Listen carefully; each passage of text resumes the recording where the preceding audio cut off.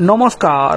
আরজি করের ঘটনাতে পশ্চিমবঙ্গের শাসক দল তৃণমূল এবং তৃণমূল সরকারের ভূমিকা ঠিক কেমন ছিল এটা এতদিনে প্রত্যেকের যা বোঝার বোঝা হয়ে গিয়েছে। মেয়েকে হারিয়ে ফেলেছেন, কিন্তু মেয়ে যাতে সুবিচার পায় সেই বিষয়ে এখনো অনড় নির্যাতিতা তরুণী চিকিৎসকের মা বাবা। আরজি কর মেডিকেলে ধর্ষণ খুনের মামলাতে সিবিআই তদন্ত প্রক্রিয়া নিয়ে বহুদিন থেকেই অসন্তোষ প্রকাশ করে আসছেন নির্যাতিতা তরুণী চিকিৎসকের বাবা মা। দিল্লিতে গিয়ে সিবিআইয়ের ডিরেক্টরকেও জানিয়ে আসেন তাদের ক্ষোভের কথা।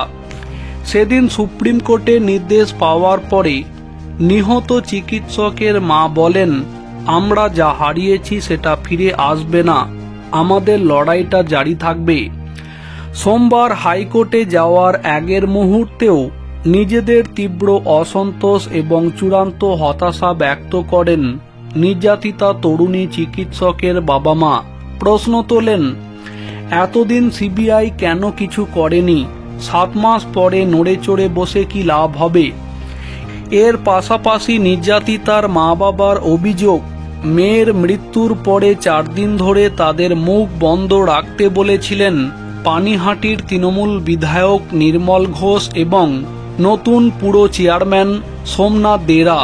কার্যত তাদের বাড়ি ঘিরে রাখা হয়েছিল বলে নির্যাতিতা তরুণী চিকিৎসকের মা বাবা অভিযোগ করেন। সিবিআইয়ের ওপর আস্থা হারালেও হাইকোর্টে সুবিচার মিলবে বলে তাদের আশা।